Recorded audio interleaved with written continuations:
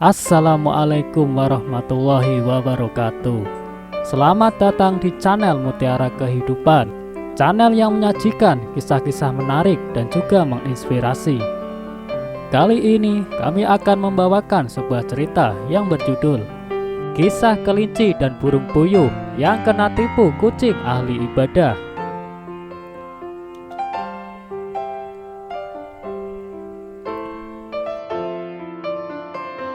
Tersebutlah kisah seekor kelinci yang sedang terjebak hujan lebat. Ia mendapati sebuah sarang di bawah pohon yang kosong. Rupanya lama tidak ditinggali. Jadilah ia mendiami sarang di pangkal pohon tersebut. Si kelinci merasa nyaman di rumah barunya tersebut dan bertahan di dalamnya sampai beberapa musim. Selang musim berganti, datang seekor burung puyuh ke pangkal pohon tersebut. Ia menemukan seekor kelinci tengah tidur nyenyak di sana. Rupanya sarang itu adalah milik si burung puyuh. Ia telah meninggalkan sarangnya selama beberapa musim. "Hei kelinci dungu, itu adalah tempat tinggalku. Segeralah enyah dari tempat ini," ucap si burung puyuh. Tak terima rumahnya direbut oleh kelinci. Si kelinci merasa tersinggung karena sejak awal ia mendapati sarang ini kosong, tidak ditinggali. Ia merasa tidak bersalah. "Tidak," sergahnya, "tempat ini jelas adalah sarangku yang sudah kutinggali selama beberapa musim. Enak sekali kau berusaha merampas ini dariku begitu saja." Si kelinci dan burung puyuh ini mulai beradu mulut dan hampir berkelahi. Sampai akhirnya si kelinci mengusulkan supaya sengketa ini ditengahi oleh hakim. "Kalau kau memang pemilik sah sarang ini, silakan kau adukan kepada hakim mana saja yang kau suka, supaya sengketa ini lekas selesai," usul kelinci. "Baguslah kalau begitu," sahut burung puyuh. "Di seberang sungai sana tinggal seekor kucing tua.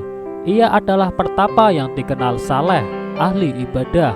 Ia berpuasa saat siang dan beribadah sepanjang malam hari. Ia tidak berburu seperti kucing lainnya. Ia hanya makan dari apa yang ia peroleh dari sungai. Menurutku, kucing itu bisa menjadi hakim yang baik karena kebijaksanaan. Kalau memang benar seperti itu, baiklah, aku setuju. Mari segera temui kucing itu." Setelah bersepakat, kedua binatang itu bersama-sama menuju rumah si kucing yang akan mereka tunjuk sebagai hakim. Singkat kisah, si kelinci dan burung puyuh itu sampai di rumah kucing tua itu. Mereka rupanya tidak tahu bahwa si kucing tua itu adalah penipu ulung. Ibadah yang ia lakukan hanya sebagai kedok untuk menipu binatang lain.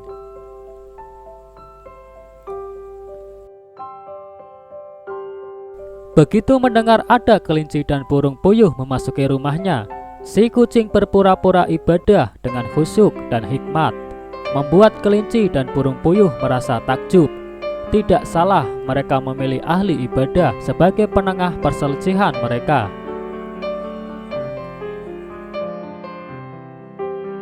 "Salam, wahai tuan kucing yang budiman. Sebelumnya kami mohon maaf jika kedatangan kami berdua mengganggu sembahyang Tuan," kata si burung puyuh mengucapkan salam dan basa-basi. "Ah, jangan begitu sahabatku," kata si kucing berpura-pura ramah. "Silahkan utarakan maksud kalian datang jauh-jauh ke sini." "Maksud kedatangan saya bersama si kelinci ini adalah untuk memohon Tuan menjadi hakim yang akan memutuskan perkara yang sedang kami hadapi berdua," kata si burung puyuh. "Kalau memang itu yang kalian inginkan, pasti aku akan bersedia membantu," sahut si kucing. "Namun kalian harus menceritakan dahulu apakah gerangan perkara yang sedang kalian hadapi itu." Si burung puyuh menceritakan duduk perkara yang sedang ia hadapi dengan si kelinci. Dari awal sampai akhir, ketika menceritakan duduk perkara tersebut, si kucing beberapa kali meminta si puyuh mendekat ke telinganya. Kucing itu mengatakan pendengarannya kurang baik akibat usianya yang mulai renta. Tentu itu akal-akalan saja dari kucing tukang tipu.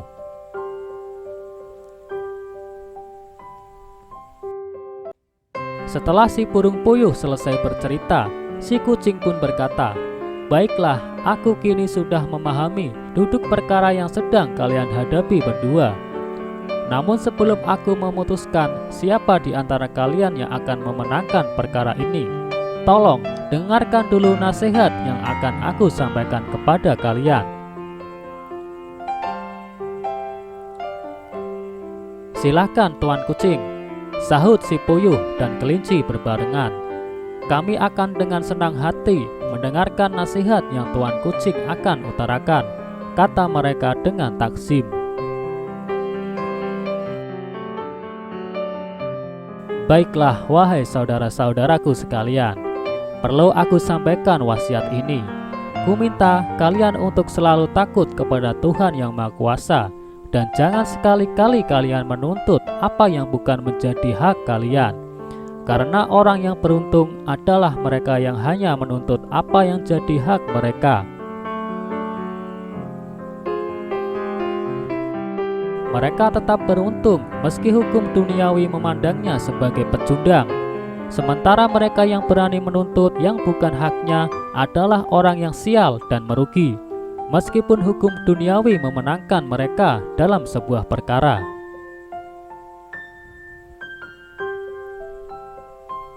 Si kucing melanjutkan nasihatnya, "Ingat, sesungguhnya orang yang bergelimangan kesenangan selama hidupnya di dunia sama sekali tidak akan mendapatkan manfaat dari apa yang dimilikinya itu. Tidak berupa kekayaan, bukan pula berupa teman atau kerabat, melainkan amal saleh yang ia kerjakan dengan tulus. Oleh sebab itu, orang yang berakal sehat pasti akan selalu berusaha mengejar segala sesuatu yang abadi, meskipun manfaat dari apa yang ia kejar itu baru tampak di kemudian hari. Ia juga tidak akan mudah terjebak pada kesenangan dunia yang menipu. Sebab bagi orang yang berakal sehat, kesenangan duniawi tampak sebagai sebongkah batu saja yang tiada berguna, karena ia tahu bahwa sejati hanyalah amal saleh yang dilakukan dengan tulus. Begitulah si kucing penipu itu terus-menerus menuturkan bermacam-macam nasihat dan kata-kata bijak panjang lebar yang tampak hebat. Si kelinci dan burung puyuh mendengarkan nasihat itu dari siang hingga petang, sampai mereka kelelahan dan kepala mereka terkantuk-kantuk mendengar nasihat dari si kucing tersebut. Dan benar saja, ketika dua binatang kecil itu benar-benar sudah kehabisan tenaga dan tertidur pulas, si kucing penipu itu dengan kecepatannya melompat dan menerkam kedua tamunya yang sedang tertidur pulas dan memakan mereka hidup-hidup. Kisah kelinci dan burung puyuh ini adalah adaptasi dari fabel Kalilah wa Dimnah yang mengajarkan supaya kita menyerahkan satu perkara kepada orang yang tepat. Jangan sampai tampilan lahir seseorang memperdaya kita sehingga kita tertipu olehnya. Demikianlah kisah yang dapat kami sampaikan. Wassalamualaikum warahmatullahi wabarakatuh.